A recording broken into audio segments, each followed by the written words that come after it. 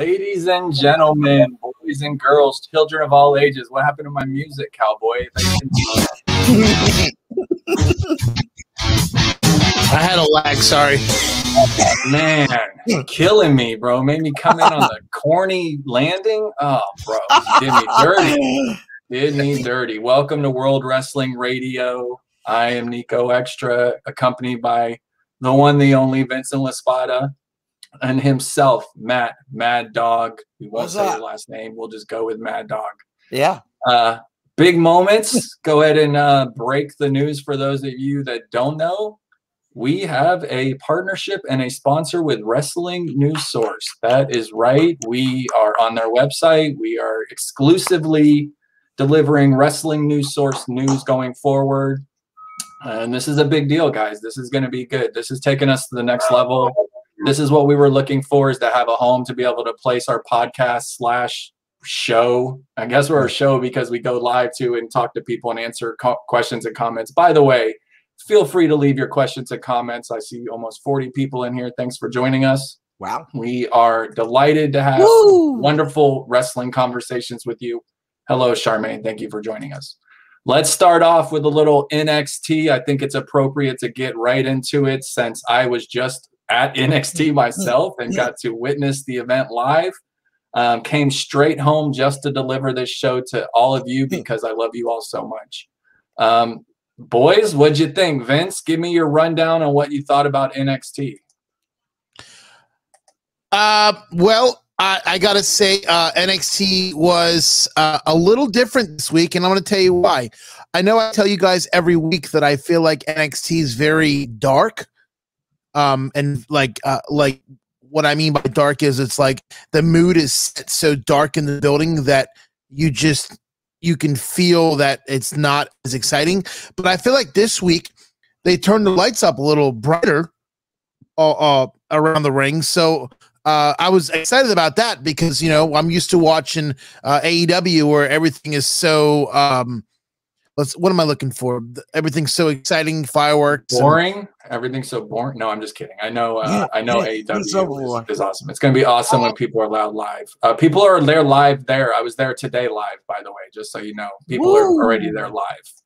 But yeah, it will be awesome when we're going to be allowed to be there live as true maniacs, not having to get a fork stuck up your nose the day before. I'll tell you right now, the COVID testing is brutal. I don't recommend. Hello, hamburgers. Thank you for joining us all across all platforms, everyone. Well, I gotta start off real quick by saying, look at Zoe Stark. Man, was she impressive today? Huh? That was pretty impressive. I'm gonna tell you. I've never seen her before. I mean, which make her debut, but I've never seen her outside the ring with other promotions. So I'm new to Zoe Stark. Does any of you guys know or have seen her before NXT debut? No. She was completely new to me. I got to see her firsthand. I thought she had a good showing, no doubt about it. Right. But look who she faced. I mean, a complete jobber. That girl is straight job. I don't think I've ever seen Francesca win a match in her entire life. Joey Retro moving to Florida. Awesome, man. Oh, wow. Come on down here. That's where to be. Right. Florida's the spot. If you're in the snow right now and you're snowing, guess what? It's beautiful here in Florida. Well, I do say, I do got to say, Niko, you did get to go to NXT. I wasn't jealous. Two times in a row now. You went to Vengeance and you went to AEW or NXT. But I did get to hang out and kind of just talk briefly with the monster among men, Braun Strowman, today at Top Golf, which was really, really kind of cool to just shoot the shit with somebody you wouldn't see on an ordinary basis. And so that was kind of cool. That was kind of cool. I think did you guys see what he did over on Raw on Monday about Shane McMahon? Did you ask him about that? About that whole Shane McMahon thing? Because that's gonna happen. Can you imagine seeing Braun Strowman at Topgolf and asking him a fucking wrestling question? I ask him anything. You can't do that, Maddog. When you see someone like Braun at Topgolf, you can't go, "Hey, bro, what do you think about your Shane McMahon?" No, you have to be like, "Hey, bro, what's up?" Hey, man, I asked Thunder Rosa about Britt Baker, and she was all ears open about that, man. And they had a great match a couple weeks ago in AEW. So you saw her at an autograph signing for wrestling. He saw him at Topgolf golfing, dude. There's a completely different situation. And I still asked her though. Well, you're Maddog. You don't give a F. From asking Braun Strowman questions to the main event on NXT tonight, Pete Dunne was teaming up with his two tag team champion buddies to take on Finn Balor, Kyle O'Reilly, and Roderick Strong.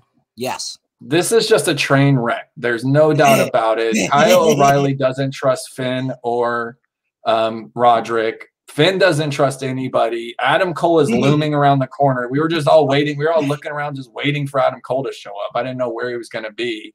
And then you have, the trio over there. Unfortunately, Pete Dunne didn't get the job done because the three coming out with the belts would have been, in my opinion, a much better storyline than what we're getting right now. But overall, it was a kind of a wash gimme match. The whole thing was set up for Adam Cole to make his little run in like he did.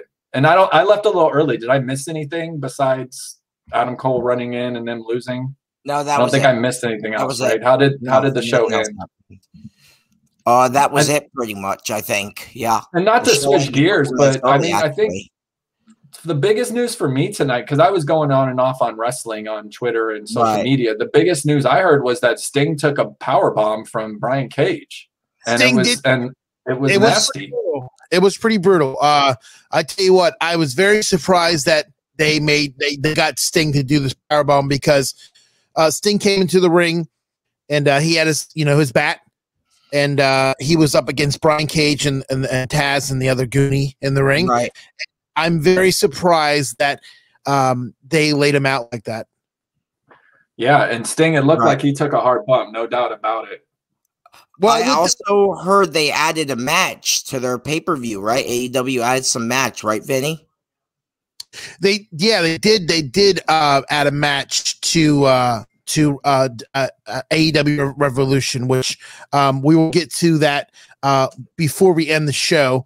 I want to run down the Revolution card, but I also want to talk about the other big part of NXT tonight was the unexpected show up of Shayna Baszler and Nia Jax. Yes, that was cool, against Dakota Kai and Rochelle Gonzalez. That was cool. And cool. 2 weeks. 2 weeks. I didn't know that they were going to be coming to NXT. I thought it was going to be maybe a match on a pay-per-view or them going to Raw. But I'm excited about this one. What do you think, Nico? Yeah, I think that Nia showing up with Shayna was definitely a surprise, and I think that it got the house rocking, and it was really cool to see how much of a presence Raquel Gonzalez is, sitting right face-to-face with Shayna Baszler. Yes, I looked down, and they both had probably 4 or 5 inch heels on to make them both appear taller than they were, but overall, I think that really got to showcase what a beast, lack of a better word, Raquel Gonzalez is. And this could really be a moment for these girls. I think Dakota and Raquel winning makes all the sense in the world. I just want to see them pull the trigger. Maddog, what do you think? Yeah. Oh, okay. Yeah. All right. So I actually think that this was a great choice to put these two girls on the on this, and I think this is a great choice for them to win the belts. I don't think Nia and Shayna are a good team. I think they're better single wrestlers, if you will. And I think that these girls, they think the Dakota Kai and Raquel Gonzalez, I think they're both better as a team, as a unit than single wrestlers. So that's how I feel about it. Yeah. It's going to be really nice to see that. I mean, we've got to watch Dakota Kai for a really long time, really go from a face to a heel. She got injured right before her heel turn. She's had some epic matches with Candice LeRae. Then her and Raquel teamed up, and they've just really kind of tore the house down since then. But overall, Raquel has kind of been the shining star of 2020 of female wrestlers in NXT because there was all these women that we knew. We knew about Rhea. You know, we knew that Shayna was badass. We knew Bianca Belair had it, but Raquel, when she came in and the powerhouse that she's been, they've really kind of elevated. And if you really look at what happened tonight, this is the beginning of the women's tag team revolution. There was several tag teams that showcased tonight.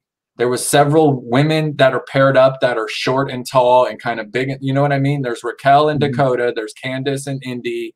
And then there was that new group that showed up. So, like, there's a lot going on. I think it's really going to be exciting to see what happens in the women's division with wrestling. With that being said, Niko, what do you guys think about the new tag team of Amber Moon and Shotzi Blackheart? Because now that the women's Dusty Road Classic is over, it seems like they're still going to go in that way of having these two girls team up for a tag team. And then, what do you guys think about The Way? I mean, it was a pretty good match to start off tonight. The Way versus Amber Moon and Shotzi Blackheart. Maddog, go for it. I have to ask Niko a serious question. Did they get a bigger tank for Shotzi Blackheart? Because that thing looked a lot bigger than what they showed on at Vengeance. Just letting you guys know. No, it's the same tank as Vengeance, but the tank that she originally had that got ran over was smaller. Yeah, it looked a lot bigger tonight. I don't know why. Maybe it was the camera angle. But this feud is phenomenal, as AJ Styles says. You know, I like this. I actually like The Way. I know you guys are not the biggest fans of them, but I like Johnny Gargano, Indy Hartwell, Candice LeRae. I think they're a great pairing. The whole unit, I think, is a great pairing. And then having Ember and Shotzi, it just shows that these two girls, these four girls, I'd say, this whole program is just a bunch of, how can I say it, just a really good, solid, just matches. They can put some bangers on, I think, at future pay-per-views going forward. Takeovers, yeah. Vince, what do you think about The Way? About Shotzi and Ember? No, The Way. What do you think about Candice and Gargano and Hartwell. Theory and Indy? I think Hartwell and Candice is a really good team up as a tag team.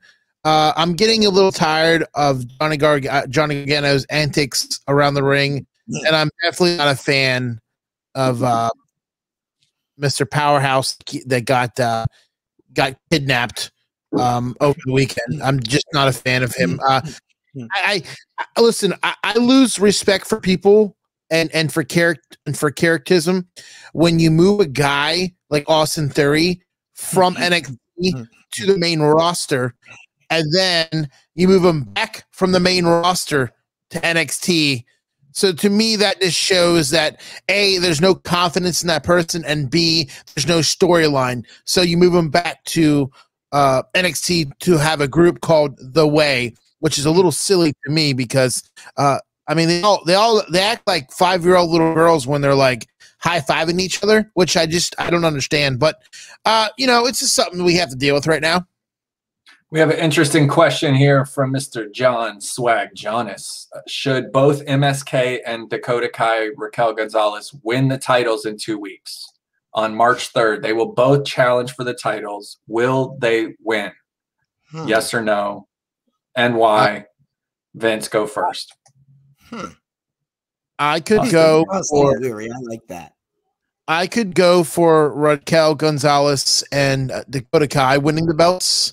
But for MSK, I don't even think it was a good fit to put him in as a winner, and even in going to the finals. I know. But you got to admit they did put a good show on. No, they did. But here's the thing, though.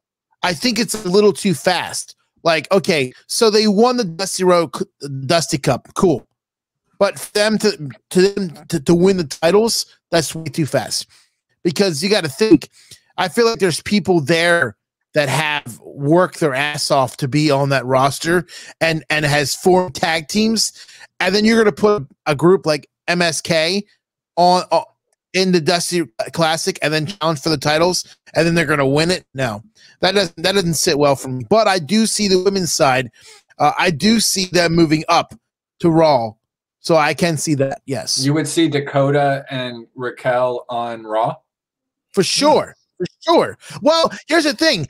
I would, but then it's like, are they making a bad decision? Because if you move Raquel up and Dakota Kai. Now you're minus 2 people during the Wednesday night show that would help your ratings. So you have to weigh out the good and the bad. No doubt. What do you think, Maddog? You see either one of these tag teams winning on March 3rd? Yes, I see one winning and I see one not winning. And here's why. So I see Raquel and Dakota winning the belts on March 3rd. They're going to win it because, like I said earlier, Shayna and Nia, they're better singles than they are a tag team. We've seen that. We know that. You know, look what happened at the chat. I was actually watching earlier tonight before NXT. I was watching last year's Chamber match when Shayna just ripped apart everybody. You know, she ripped apart everyone. You know, so they're more better single. Dakota and Raquel Gonzalez, both Dakota Kai, Raquel Gonzalez, they're both a better tag team, and they work well together. So I do see them winning the belts and staying on the NXT brand. As for MSK, I feel like they're gonna lose, and then they're gonna get called up to SmackDown to face Dolph Ziggler and Robert Roode for that belt. I mean, to be perfectly honest, that's a way bigger promotion. That's a way bigger promotion than them winning the NXT titles. Yeah, I agree. So I think both tag teams are going to win. I think MSK is going to win the NXT titles, and I disagree that they were not the right choice for the Dusty Rhodes Classic. I actually feel they were the perfect choice for the Dusty Rhodes Classic because it was a fresh new tag team that they already have a lot of steam behind them as the Rascals in Impact. Everyone knows who they are. Everyone knows they got the moves. Yep. If you're watching wrestling around the clock and you know what's going on, then you know exactly who that was when they debuted as MSK. They're not just some new tag team. Yes, they got an opportunity. Yes, they got an extreme push here. But you don't stop by just giving them the Dusty Rhodes Classic and have them beat Oney Lorcan and Danny Burch ain't shit. That's an easy win for them. And now MSK is a legitimate tag team. I mean, it makes all the sense in the world for MSK to win. However, Shayna Baszler and Nia Jax are not living up to their potential by any means, shape, or form. Shayna Baszler all of a sudden is weak. She looks pathetic when she's in the ring. She was the baddest biatch for the longest time. Over a year, she held that belt. And she walked in every single week and beat the crap out of everyone she faced. And now she looks like a fool with Bianca Belair and Sasha in the ring. And I don't like that at all. So that needs to be adjusted one way or the other because that whole tag team isn't working. So I could actually see Dakota and Raquel winning that as well, meaning both tag teams change, making that night monumental, a night you'll never forget. Vinny, the email comes out at noon. You better fill it out because we're going to be there, my friend. I tell you this though, real quick. What if people have not watched Impact in a while? So they don't know who the Rascals are. Like, that's the thing you have to understand too. Is Impact is not how it used to be. Impact is very low ratings. That's why they're cross branding with AEW. So my question to you guys is yes, you've already answered my question, Niko, that you think it's good for business, but you don't think that Oney Lorcan and Danny Burch holding the titles is a good fit for NXT right now? No, I think it's a fine fit right now with Oney Lorcan and Danny having the belts. But I wish they would have pulled the plug on Pete Dunne, so they would have all been the belts and they would have been the new kind of undisputed era. And our boy came back today, Pat McAfee. I had read the dirt sheets just like Maddog, and we heard he was gone. But guess what? He made an appearance today on his private jet. And like usual, he cut one of the best promos that are in the business. The dude cuts promos. Do not deny him that. He called us losers. Well, it's good shit. So I'm really happy that he's back. And I think that team has a lot of potential. So we'll see. No, I don't think it's best for business right now. No, but this is what I tell you all the time. It's WWE does not have faith in their superstars. So what do? They go outside the box and grab people like McAfee and Bad Bunny and stupid people to come in to get ratings. Yeah, To me, like, I understand you're going to say it's good business. It's good for business because it's ratings. Yes, I get that. But if you look at it on the back end, it's not good. It's not a good look for the company because you have these superstars that you're grooming and training to be a certain fit. And then you say, hey, by the way, let's bring Bad Bunny and win 24/7 title. And then let's have him hold the belt to go to Saturday Night Live. Which, yeah. So here's my theory on this, okay? If they do not capitalize on Saturday Night Live where they have like R-Truth or something that pulls in WWE with this belt, then it's a waste of time. Because the only way I'm seeing this is the fact to maybe promote WWE on Peacock. But there has to be a tie-in. You can't just bring somebody on a show for the belt because they're the new hip thing. But then what looks worse? Bad Bunny winning the title or R-Truth winning the belt for the 50th time? R-Truth winning the belt on Saturday Night Live is not what I want to see, but I think some stupid shit's going to go down. I really do. Oh, God. That would be funny. That's going to happen. I mean, for Bad Bunny to walk out with the belt, he has to lose the belt. If R-Truth isn't the fucking cameraman, pardon my language, this would be the great. I mean, if he's the cameraman, he's like, hey, Bad Bunny, go a little to the right. And then the referee comes out or something. This is going to be classic, man. Unlike you, I'm actually excited for Bad Bunny to have the belt because something monumental is going to happen. And guess what? If Bad Bunny loses the belt to R-Truth on Saturday Night Live, A, that's the biggest moment of R-Truth's life. B, that will be on Fox News, CBS, NBC. It'll be on every single channel because that's the kind of news that Saturday Night Live gets. It's a different level. It's the show. So this is great for business. Again, Bad Bunny is a game changer for us. I don't understand a word he says when he sings all his songs. I'm sure they're amazing. They sound like crap to me. But at the end of the day, this dude sells. T-shirts sold out. Right. He's the #1 WWE merchandise seller. He's not even done anything. Well, that just shows you the community of how people think.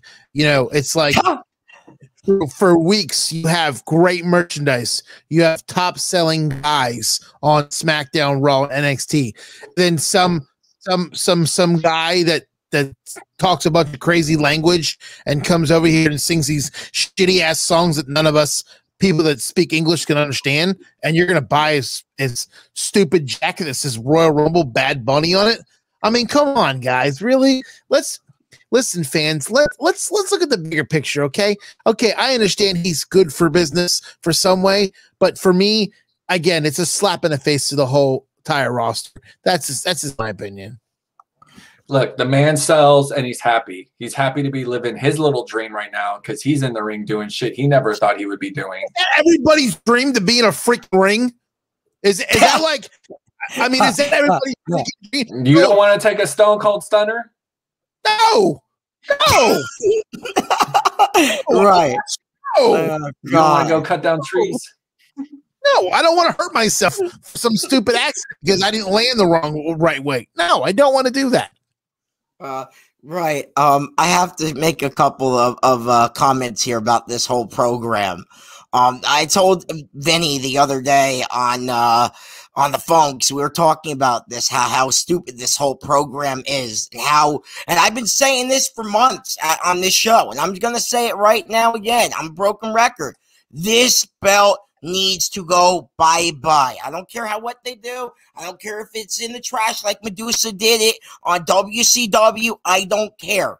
The 24/7 belt needs to be gone because it's just so ridiculous. I mean, Gronk winning at Mania, and now he just won a Super Bowl. Congrats, by the way, the Buccaneers. They just won a Super Bowl. So technically, a 24/7 champion is now a Super Bowl champion. So that's something to consider. And now you have a Puerto Rican rapper, because I looked Bad Bunny up. He's from Puerto Rico, and he's very popular over there. So all I think this is, right now for Bad Bunny, I think, is to give the WWE that exposure to Puerto Rico. I think it is to get the Puerto Rico fans over to the WWE side. And I think that's what they're doing. I think it's working, honestly. As for R-Truth winning the belt for the 50th time, really? We need R-Truth to win the belt again? I mean, could somebody else win the belt? And Kenan Thompson walk up and pin Bad Bunny? I would love to see that. I mean, what if they have one of the actors? What if, Kate McKinnon just walked up and pinned Bad Bunny right in the middle of the SNL stage? I mean, I think that would be great. I think that'd be hilarious. But yeah, like Niko said, it's the promote Peacock, because I forgot that NBC is doing this. NBC owns SNL. So that's all it comes down to. It's to promote their new streaming service, which we have to watch WWE Fastlane on. So yeah. Ethan, thank you for the kind words. Thank you for joining us. Well, let's change gears real quick and talk about one of the big matches tonight on AEW Dynamite. Main event time. Jon Moxley, Rey Fenix, and Lance Archer taking on Butcher and the Blade and Eddie Kingston. I gotta tell you right off the bat, real quick. I always say this all the time. Eddie Kingston can cut a great promo, but Eddie Kingston's he's not that great of a wrestler. He's more of a brawler. What'd you think about this match? Anybody watch it? We didn't get to watch it. We were watching NXT. So I only watched NXT tonight. All right, so I'll go over it real quick. I think this match was just as good as the one last week with Rey Fenix and Pac and everybody. But at the end, Jon Moxley and Rey Fenix and Lance Archer took W, which again, I don't see right now. I don't see them taking Jon Moxley and making him lose in the next couple months. Right. I feel like they're grooming him up for something, because they're giving him all this TV time, not only in the end of the show, but promos. So I have a feeling they're going to try to have him run for the TNT title. Not for sure, but this is my take on it. Another great match. FTR taking on Matt and Mike Sydal. I got to tell you, man, I say this every week. I think FTR. I think WWE took the boat and lost them with the FTR, because I definitely think FTR is a game changer, and also the Good Brothers, two great matches, two great tag teams that I think are just fantastic, and I think right now with the cross brand promotion with Impact, I think it's going to help out a lot. I mean, honestly, I feel like that's not true. What's not true? That's how I feel. What's not true? I don't agree with your statement. I think you're full of shit. About what exactly? What part? I'm just being a heel, man. That's what I do. Oh, okay. I don't understand about right. Right. I'm going to jump in on this. Look, I think all of them are great tag teams. I think AEW right now has a better tag team division than WWE. I mean, for example, who has the belts on AEW? And then you look at who has the belts for WWE. It's the 16th time New Day, and then you have Robert Roode and Dolph Ziggler again, and they want to get inserted into the SmackDown Chamber match. That didn't work, by the way. I don't know if you guys saw that on SmackDown last week. And really, like, I feel like right now, for sure, AEW has the better matches for in the tag team division, and WWE does not know what to do with their tag team belts at all. I mean, it's a valid statement to say that, because the tag team division is definitely a clusterfuck. There's no other way to put it. It's just really unorganized. It's really unorganized in what they have going on, unfortunately. Putting teams together like Dolph and Bobby Roode makes no sense. But at the same time, I don't want those dudes sitting in catering either. So it's a tough situation. I think the lack of house shows really ruined everything for everyone. Right. Because those guys would have gotten some time. But if they're not doing house shows, and they're not on Raw or SmackDown, that means they're not wrestling at all. And that kind of sucks. So what do you do with Dolph Ziggler, and what do you do with, you know, Bobby Roode? Do you let the glorious one become gloriously unemployed and run AEW, or do you put a strap on him with Dolph and let them do their thing? Let's answer a couple questions, guys, while we're here. Okay. Off topic, not related. Jimmy Uso returning to complete the bloodline soon. Do you see that happening? Maddog. Is he clear from injury yet? I actually don't know if he's cleared yet. All I know is he had some sort of knee injury, and I don't know. I don't know if he's cleared. If he's cleared, yeah, I mean, it's going to happen. I just don't know when. It might happen after Mania. So, bless you. Yeah. What do you think, Vinny? I don't really understand what's going on, because I thought a couple of months ago when I saw them both in the ring, I thought he was cleared. So I just don't. I don't know what's going on with Jimmy Uso. I really don't, and I don't know what's going on with his brother, because you know, you see him you saw him a couple of months, a month ago with them both in the ring, and now you only see the one brother. So I don't know. I really don't know. And I'm not really liking the storyline with him just sitting on the back end with his cousin. I just think I think he has more talent than that. And really, at the end of the day, like, no offense to John, but who cares? Because what is Jimmy Uso really going to do as far as other than push Roman to another level than he's already at? He's already the biggest professional wrestler in wrestling. He's already pretty much the top heel, making Edge demand him, respect him. How dare he show up late? You know what I mean? He's playing this ultimate heel character. He's got Paul Heyman on his side. He's got Jey Uso literally taking bumps and getting ass whippings just to please him. You know, does it even make a difference? And just to add this little pepper in here, if Nia Jax and Shayna lose to Dakota and Raquel, and Nia Jax joins the bloodline because she is also part of the family, and you have Jimmy Uso, Jey Uso, Nia Jax, and Roman Reigns, all of a sudden you have a regime, a faction that, quite frankly, could run professional wrestling. You have the biggest star in professional wrestling, a sick tag team. Because if you forget, the Usos are amazing, and Nia Jax, who no matter hate her or like her, she's crazy in the ring. You know what I mean? Like, she's Nia Jax. So that's really important, and I think that could be something to think about as well. Not only Jimmy coming back, but that becoming part of it. Next question. I do like this because I really do feel like they are wasting MJF. Right. I think MJF is a really good on the mic, and I feel like he's getting better and better in the ring as the weeks progress. So him in the stable with Jericho right now is it's not important. You're right, it's not important.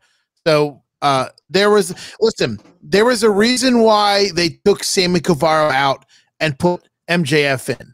There's a reason, and I'm glad that Guevara was out of the inner circle, because I feel like he has a lot of potential in the ring. He's a high flyer, and I feel like he can have a run at one of the titles. So yes, that is I'm glad about that. But I also, on the other side, see that MJF right now is just, I feel like he's just Jericho's mouthpiece.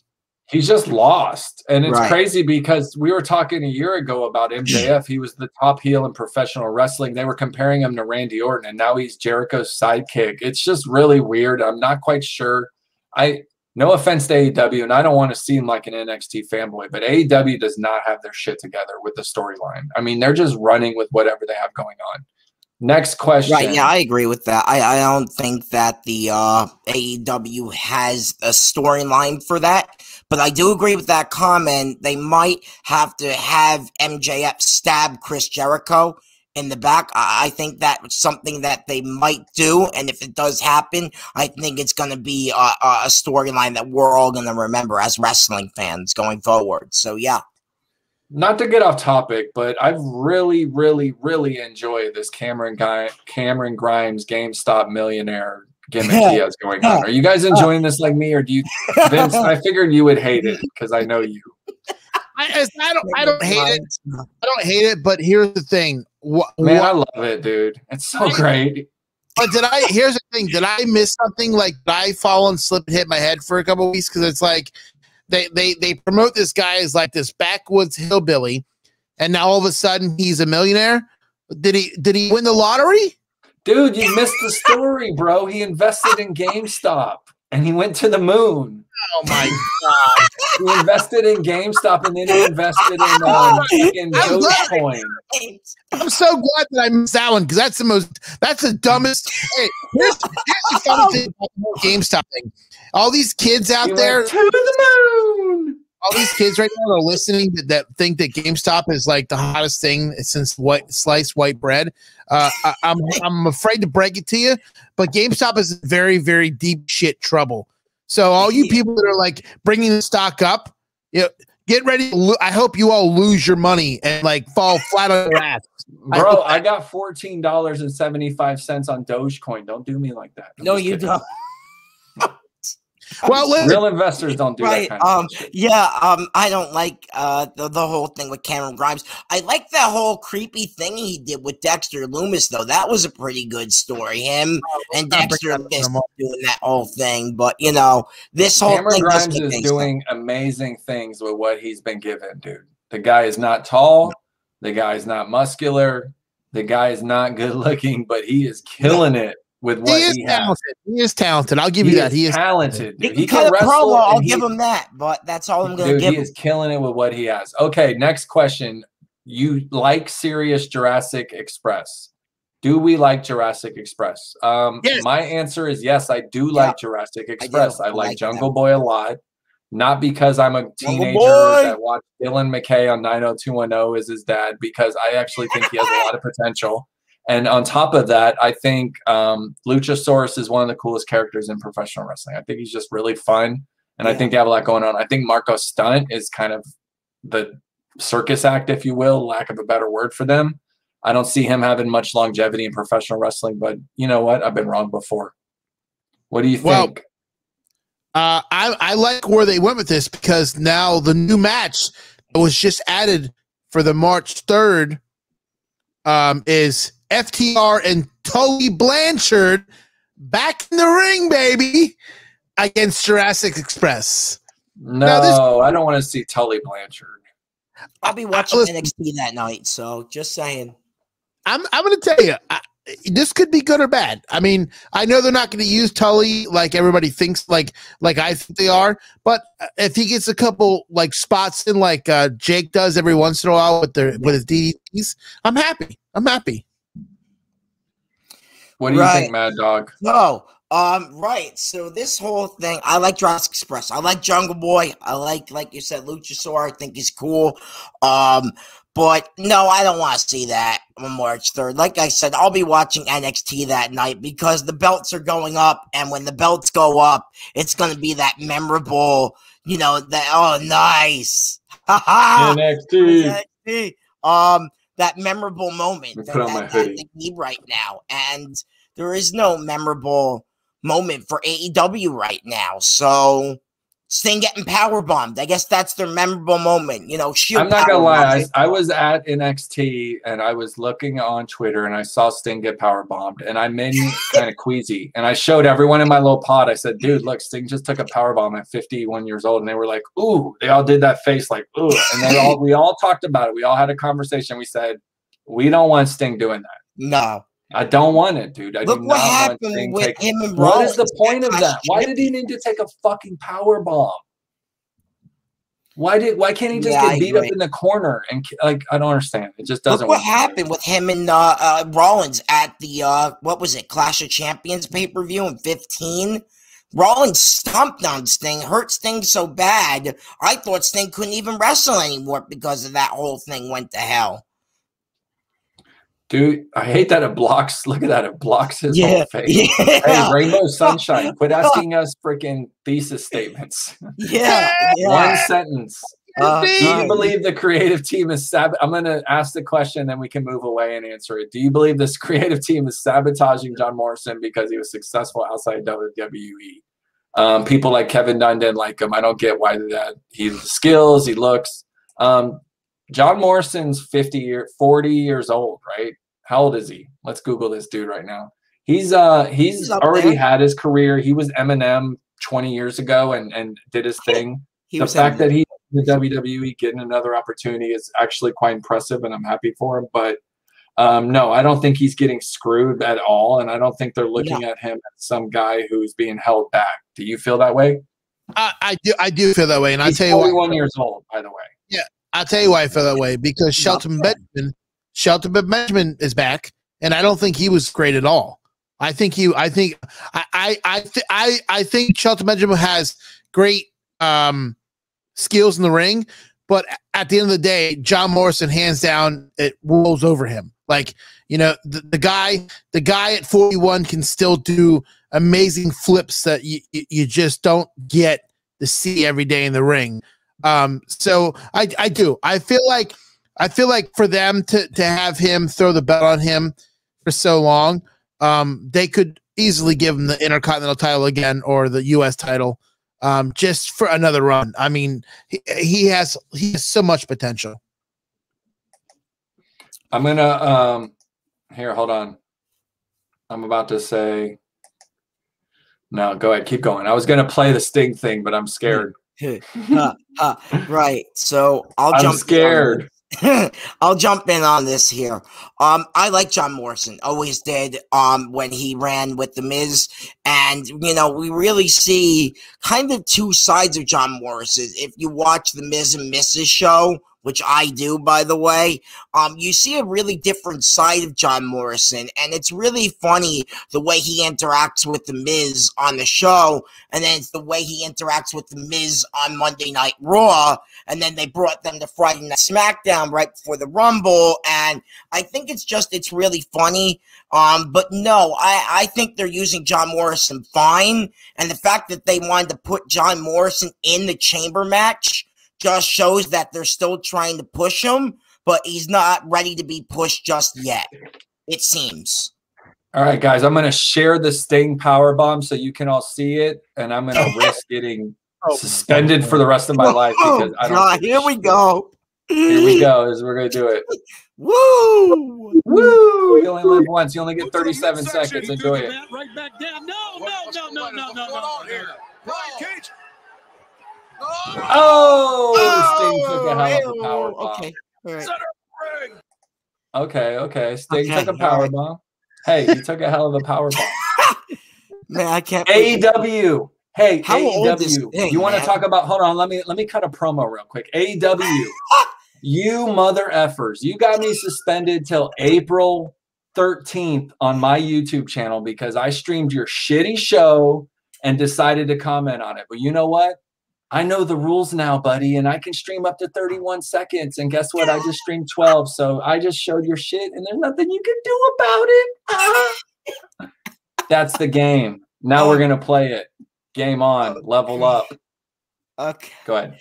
I have to. How old is Sting? Going back to the. Sting is 51 years old. Not cool. Oh, my God. And he's still doing stuff like that. God bless him, man. You know what? It was cringeworthy, honestly. That's a hell of a power bomb to be taken at that age. God bless him, man. Right. I gotta ask you guys a question. Big question. I just want to flip over to the most creepiest story in WWE right now, and the creepiest thing ever right now. I'm sure you guys are aware. Lacey Evans is pregnant. I'm happy for her and her real life husband, but they're using this as a very creepy storyline with Ric Flair. So, what do you guys think? Wait. What do you mean real life husband? Yeah. You're telling me Ric Flair is not the father? Yes. Ric Flair is not the father. Dude, don't play me, bro. I know Ric Flair's the father. Yeah, okay, sure. Woo! Sure, okay, sure, yeah. Woo! Woo! Okay, I'm done. No, Ric Flair, I'm really happy for her. You know, the storyline has already jumped the shark. No offense to anyone who talks about that, but the fact that Lacey Evans is even considering dating an 80-year-old man is ridiculous, and to piss off. The whole thing is so over the top. It just screams Mark Henry Mae Young, and I love every minute of it.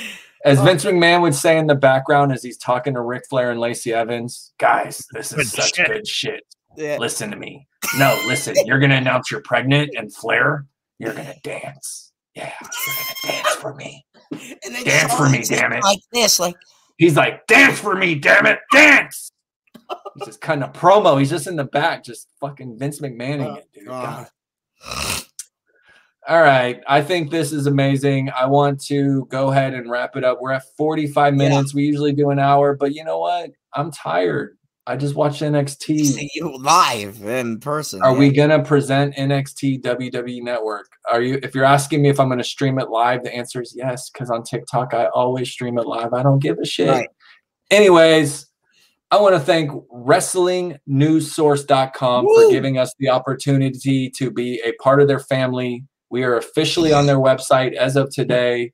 Any news source we getting will be straight from Wrestling News Source. If you want the best news source in the world, go to WrestlingNewsSource.com. Thank you for this opportunity. We will not let you down. We are the hottest podcast in professional wrestling, and you're going to find out real quick why you made the best decision to have us on team. Vinny, tell them about your show on Saturday. Well, guys, this Saturday coming up, we are going to start our information on how you can win a WWE Attitude Era belt. I acquired this WWF Attitude Era belt, and it's very rare because they used to sell them back in the day before shop. So it's real leather. It's only 1 millimeter thick plate, so it's a little different than the shop belts. But make sure you go on to the Vincent LaSpada page at LaSpada Show to like and share the page to also be into the drawing to win this belt. But on Saturday on Florida Man Radio 105.5 FM 660 AM, I will be telling you more information on how you can win this belt. Make sure you listen to us every Saturday on Florida Man Radio. And we'll be streaming live here as well. So you'll be able to catch Florida Man Radio on World Wrestling Radio. We're all one big happy family here. This is how we do things. Maddog, where can they find you? Right, it's Matt_Maddog on Instagram, Twitter, and I have to make a Facebook page for that. But you know, right now, Instagram, Twitter, Matt_Maddog. You guys can find me there. I post all the wrestling news and tweets and stuff. So yeah, just follow me, and yeah, that's that. Yeah. WrestlingNewsSource.com. If you want to know how you can win the belt, you need to tune in Saturday at 2 p.m. right here and on LaSpada Show. You can find us on Facebook, on Twitter, pretty much everywhere, and on FloridaManRadio.com. We are on FM radio. We are a legitimate FM radio show. We talk about professional wrestling. We're changing the game. We really are. We're changing the game, dude. Look at us. We're on a network. I mean, Wrestling News Source is amazing. They get over 1 million views every couple weeks, and they're really kind of a leader in that world. And for us to be able to pair up with them, and now we're going to start giving away belts. It's pretty exciting to think about 2021 and what LaSpada Show, the Vincent LaSpada Show, and World Wrestling Radio are going to do. And I want to thank you guys for being a part of it. We're only 30 shows in, guys, and we already hit it. We already hit the jackpot. As Cameron Grimes would say, to the moon, baby. We already did it. Now, would you call Are we entertainers? We are. Well, I'm a social media influencer. I don't really know what you are. But, yeah, we are definitely entertainers at this point. I consider myself a news analyst and a podcaster. That's what I consider myself. There you go. All right, everyone. Thank you so much for joining us. We are World Wrestling Radio. Tune in Saturday to the Vincent LaSpada Show so you can potentially win a WWE World Heavyweight title. We love you all so much, and we'll be back next week, same time, same place. Don't miss out. Thank you.